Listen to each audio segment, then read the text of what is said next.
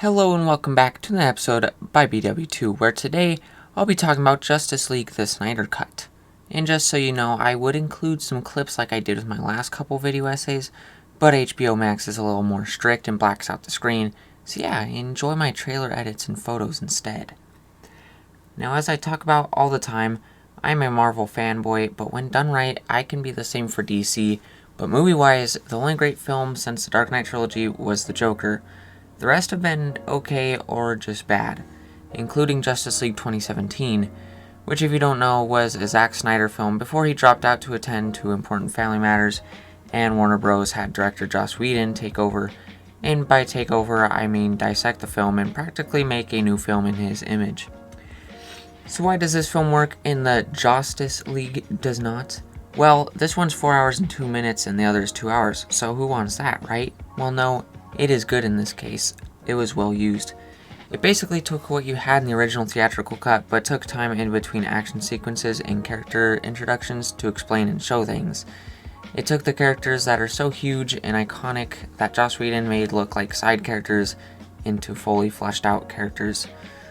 Some of the biggest ones include Cyborg and Flash, who Whedon made into a side character just to be there, and the other into a comedic relief. The Flash himself tripping over his own feet and being scared of bugs, needing a pep talk from Batman.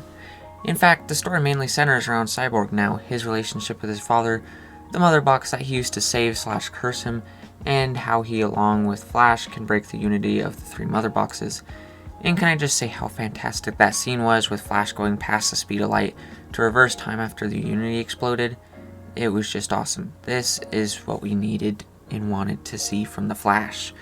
But also, the scene earlier where he saves Iris West from the car accident and he takes off running, disintegrating his shoes and breaking through the glass door by making it warp out and then shatter with just his finger.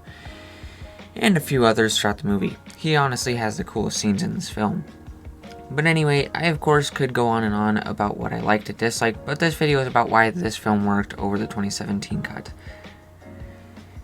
So yeah, some other character development we got is Batman being back to his dark and brooding self, no longer being a backup plan that cracks a joke here and there. Aquaman being pretty similar, although being more serious and a character, not just a cool dude.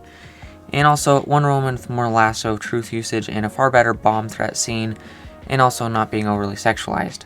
But in this cut, you can tell Zack actually respected Gal Gadot a lot more, as none of that was seen at all, except for the one when Bruce and Barry are getting off the plane. And it doesn't help now with a few allegations coming out on Joss. Kinda just adds a little bit more creepiness to it.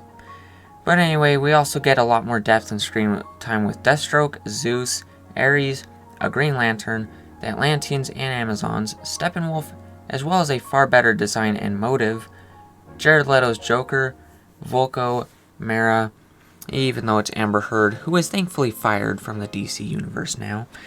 And we are even introduced to Martian Manhunter, Desaad, and even DC's big bad, Darkseid. Which I was honestly worried about, but it went well for the most part. Martian Manhunter did feel kind of thrown in just to say he's part of the Justice League now, but also Steppenwolf was a flat villain who just wanted to destroy the world in the theatrical cut.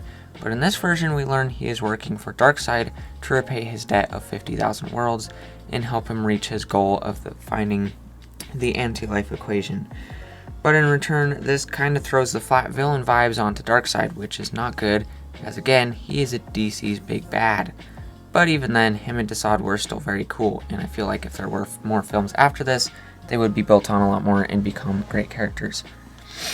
Now for the layout of the film, I will say you may not be a fan of this if you aren't a fan of Zack Snyder's style. If you've seen films like 300, Batman v Superman, Dawn of Justice, Watchmen, and many others, you might have noticed that he likes darker, detailed lighting and lots of slow-mo, which there is a lot of it in this film. In fact, if you cut out all the slow-mo, I would imagine it would take a solid 13 or so minutes off of this film. But anyway, it also of course takes away that ridiculous reddish-orange lighting of the whole final battle of the theatrical cut, and also presents the entire film in a 4:3 aspect ratio, which being a huge film fanatic, I have seen and sat through plenty of films in all sorts of aspect ratios, different colors and lights, meaning black and white, regular, colorama, whatever they're all called. in lengths. Although this is the longest film I have seen now, with the second being Gone with the Wind being only 4 minutes shorter at 3 hours and 58 minutes. But I literally paid for HBO Max practically just to watch this film and watched it in one sitting, with a short break to make dinner real quick, of course. But overall, as always, I can go on, but would like to just say that I do recommend this film. It is not flawless, but it is the best DCU film without a doubt. Each action sequence is relatively the same as the original cut, but with just that much added on to make it memorable.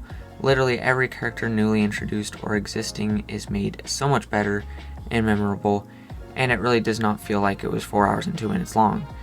And I also love the extended nightmare sequences and visuals in all of Cyborg's visions. But the thing that sucks at the end of all this is that it more than likely has led to nothing.